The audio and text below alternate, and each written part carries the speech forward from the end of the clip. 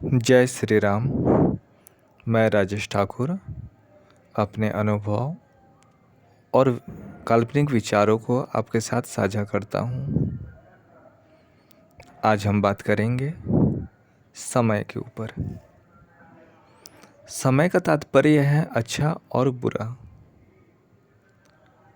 देखिए, मेरा मानना है समय अच्छा या बुरा नहीं होता।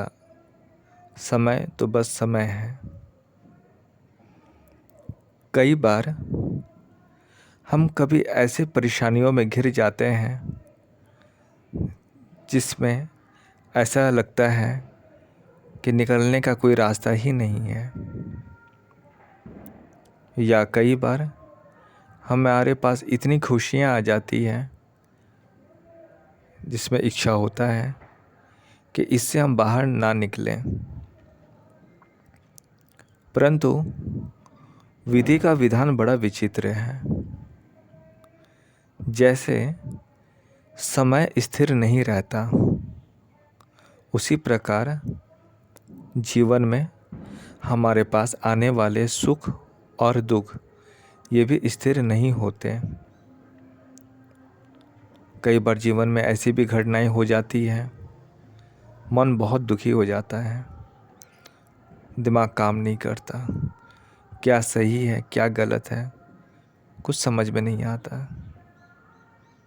मेरा विश्वास कीजिए, उस समय आप सिर्फ और सिर्फ सच्चाई के साथ रहिए।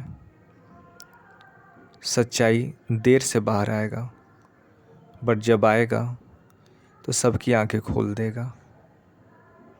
व्यक्तिगत अनुभव कई सारे ऐसे हैं जिसमें लोग आपके ऊपर लांछन लगाएंगे, आपको कुछ कहेंगे, समय लगेगा, महीना 2 महीना, हो सकता है 6 महीना, लेकिन जब सच्चाई बताएगा तो सभी लोग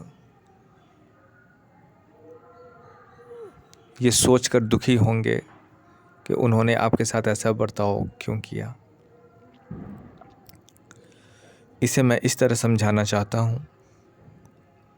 आप घड़ी को देखिए। जैसे घड़ी में क्रमशः 1 से लेकर 12 तक नंबर्स लिखे होते हैं। आप ये मानकर चलिए कि हर एक नंबर पे कुछ सुख है कुछ दुख है। जैसे अगर 1 बजे से आप चल रहे हैं और 3 बजे कुछ छोटा सा दुख है आपके पास, 3 बजा और वो दुख आपके पास आ गया, आप विचलित हो जाएंगे। आपको समझ में नहीं आएगा मैं क्या करूं, इस दुख से कैसे निकलूं। आप उस घड़ी पे ध्यान रखिए, 3 बजा है तो वो कांटा 3 पर अस्थिर नहीं है। घड़ी का कांटा निरंतर चल रहा है। वो 3 पार होगा, फिर अगला नंबर आएगा, वहाँ आपके लिए खुशियाँ लिखी हुई हैं। जब आपके पास वो कांटा आया, खुशियाँ लेकर आया, उस समय बहुत ज़्यादा फूलना नहीं है, क्योंकि वो भी कांटा अस्थिर नहीं है। वो खुशियों के बाद फिर अगला नंबर पर आएगा। विधाता ने आपके लिए क्या लिखा है, कौन से घड़ी में क्या लिखा है, ये सिर्फ उन्हीं को पता है। हमें तो सिर्फ भोगना है, चाहे वो सुख हो या दुख हो। हाँ, जो हम कर सकते हैं वो ये, दुख आए तो टूटना नहीं है, ईश्वर से प्रार्थना करनी है। अगर आपने ये दिया है तो हमें आप शक्ति भी दीजिए कि इस दुख से हम पार निकल सकें। उस समय किसी को कोसना नहीं है, बस आपको मजबूत बनना है। अपने दुख के अनुभव से आपको सीखना है कि हाँ, ऐसा दुख आया था, इस दुख में मुझे निकलने में किसने मेरा साथ दिया, मैंने अपने अंदर क्या बदलाव लाया, कैसे मैं इस दुख से बाहर निकला। आपको मजबूत बनना है। ज़िंदगी आपको झकझोरेगी, लेकिन आपको टूटना नहीं है। उस ईश्वर, उस अनंत ब्रह्मांड पर आपको विश्वास रखना है। वो आपको इस दुख की घड़ी से बाहर निकालेगा। उसी प्रकार जब सुख की घड़ी आए तो फूलना नहीं है, खुशी से बिल्कुल फूल नहीं जाना है। आज मेरे पास ये है, आज मेरे पास वो है, नहीं। उस समय आपको धैर्य रखना है और उस ईश्वर का धन्यवाद देना है कि हे ईश्वर, आपने मुझे इस लायक समझा कि मुझे इन सभी चीज़ों को आपने दिया है। मेरे अंदर अहंकार ना आए। और एक ख़ास बात जो ये है, सुख के समय अपने सुख के कुछ हिस्से को संचित कीजिए। ये संचय दुख के घड़ी में काम आता है, बहुत काम आएगा, आपको हिम्मत देगा। अगर आपके पास बहुत पैसे आ गए हैं तो उन सभी पैसों को शौक में खर्च मत कीजिए। कुछ पैसों को अपने दुख के घड़ी के लिए आप रख लीजिए। उससे आप कुछ दान पुण्य कीजिए।